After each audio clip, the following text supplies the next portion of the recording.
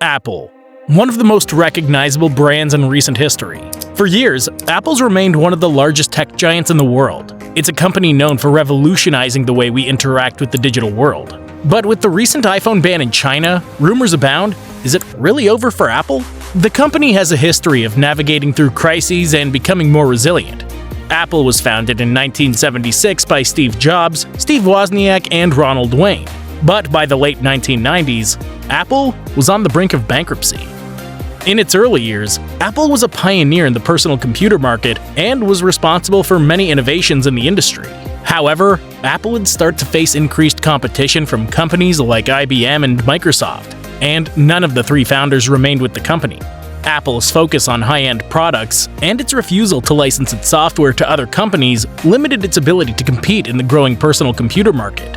The company's situation seemed hopeless. Apple was forced to close several facilities and lay off thousands of employees. But in 1997, Steve Jobs returned to the company as CEO, bringing with him a new vision for Apple's future. Jobs realized that Apple's existing products were not competitive, and that its business model was unsustainable. He set out to turn the company around, starting with the development of a new operating system, Mac OS X, and a new product lineup, including the iMac and the iPod. Despite these efforts, Apple's financial situation continued to deteriorate. The company was forced to consider a merger with another tech company. But Steve Jobs was determined to keep Apple independent, and he turned to his board of directors for support.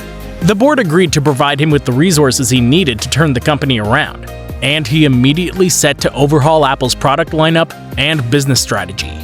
At the same time, Steve shifted the company's focus from hardware to software. He recognized the potential of developing new applications, like iTunes and the App Store, that would make it easier for consumers to access and use products. His efforts paid off, and by the early 2000s, Apple was back on its feet.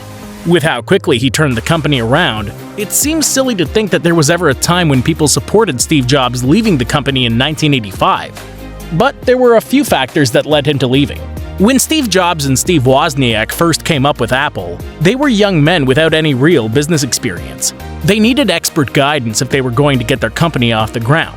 So, they built a board full of business experts to help get the new tech company going. And as Apple began to churn out revolutionary computer products, Steve Jobs insisted that he wanted to be CEO. But the board did not think that this was the best decision for the company. Around the office, Jobs famously pushed people too hard and rubbed people the wrong way. In his mind, making everyone around him unhappy was worth it if it led to a successful business in the end. As a result, Apple's board believed that he wasn't ready for the CEO role. Instead, in 1983, Jobs recruited the CEO of PepsiCo, John Sculley, to work for Apple. Less than 2 years after Sculley was hired, their differences of opinion on how to run Apple came to a head. There was reportedly an argument held in front of the board of directors that led to Steve Jobs' exit from the company. John Sculley claims that Steve quit, but Steve claims that he was fired. Either way, the result was the same. Jobs was out, and the company was without the input of its only remaining founder. Steve then went on to found Next, a computer company that produced high-end computers. He sold the company to Apple for $429 million in 1996 and was made CEO of Apple in 1997. In August 2004, Jobs told Apple employees in an email that he had been diagnosed with a cancerous tumor in his pancreas and had undergone a successful operation to remove it. He had actually been diagnosed with cancer back in 2003, but Jobs chose to not reveal his diagnosis due to fear of spooking investors. But despite insisting that he would require no further treatment, Jobs began to make fewer and fewer public appearances. In the summer of 2006, Jobs appeared thin. Just as Steve predicted, investors began to worry. He made another public appearance in June 2008, again looking sickly at the annual Apple Worldwide Developers Conference. The CEO brushed off journalists' questions and refused to answer any questions about his health. But behind the scenes, Steve continued to decline. He missed a notable Macworld event in 2009 and had to have his marketing chief deliver the keynote speech. Steve Jobs admitted that he had lost a lot of weight, but claimed that he had a hormone imbalance that was robbing him of the proteins that his body needed to be healthy. That same year, Jobs underwent a liver transplant in Tennessee. On August 24, 2011, shortly after Apple became the most valuable company in America, briefly surpassing ExxonMobil. In a letter addressed to Apple's board and the Apple community, Apple's chief operating officer at the time, Tim Cook, was immediately named CEO of the company. A statement was issued on behalf of the board, saying Steve's extraordinary vision and leadership saved Apple and guided it to its position as the world's most innovative and valuable tech company. They tried to assure investors that Tim Cook, who had been working for Apple for over a decade, and that the board had complete confidence that Cook was the right person to replace Jobs. But people were unsure. The last time that Steve Jobs wasn't steering the company, it had nearly gone bankrupt. Would Apple survive? Tim Cook had an uphill battle when it came to convincing investors that the company was healthy and growing, even with the backing of the board. Stock prices began to drop, and all eyes were on the new CEO to see if he would sink or swim. But by the end of his first year as CEO, Apple paid its first dividend to shareholders since 1995. Apple went on to claim the title of Most Valuable Company in U.S. history on August 17, 2012. There was growing criticism of employee condition at Chinese factories making Apple products, as well as the amount of waste that Apple's factories produce. Then, in April of 2021, iOS 14.5 was released. It included a controversial new feature: app tracking transparency. Before iOS 14.5, developers could use a host of tools to track user data from within an app. Advertisers could then use it in conjunction with similar data from around the rest of the web to identify information about a consumer in order to build an individualized profile. They would then use that profile to better target the consumer with advertisements and sell those advertisement opportunities to other companies and businesses. Users had always been able to opt out of this kind of ad tracking, but this update put the choice front and center. It forced app developers to give consumers a choice, and some developers did not like that. The largest pushback that Apple received came from Facebook. Facebook was outraged about the new update.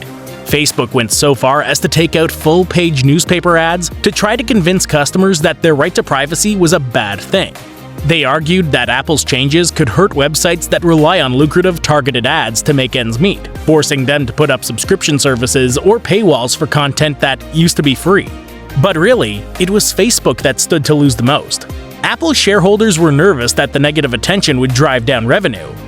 In September of this year, Apple lost $200 billion in 2 days after China banned the use of iPhones for central government officials, citing a concern for privacy. This ban extended to state-backed firms and businesses, including energy giant PetroChina. Experts have estimated that there were more iPhone sales in China than in the United States last quarter. Tim Cook has tried to mend relations with the country, but it remains to be seen if that can be possible. With sinking demand in China and intensifying competition from rivals, can Apple be saved? That depends on what the company does next. The company has promised to completely overhaul its environmental impact. This announcement followed the law passed in the EU in 2022, requiring USB-C charging ports for all cell phones by the end of 2024. Apple claims it's gone a step further, and in addition to announcing that all new Apple products would be manufactured to use USB-C chargers, the company's also in the process of eliminating all plastic from their package by the end of 2024. Every Apple office, store, and data center now runs on wind and solar power, and by eliminating greenhouse gas emissions and focusing on clean energy, all Apple offices are carbon neutral. The company has stated an ultimate goal of permanently removing carbon from the atmosphere by continuing to invest in projects around the world and at home that protect the Earth's soil, plants, and trees. Tim Cook made a statement that by 2030, all Apple devices will have a net zero climate impact. If the company makes good on their promises and continues to invest in their relationship with customers, this will be yet another storm that Apple weathers. But if Apple bows to corporate greed and puts out cheap products to try and cash in a quick dollar, this may truly be the end of the tech giant. That's it for today. Comment down below about your thoughts, and don't forget to subscribe, like, and hit the notification bell to stay updated on our latest videos. We'll see you in the next one. Thanks for watching.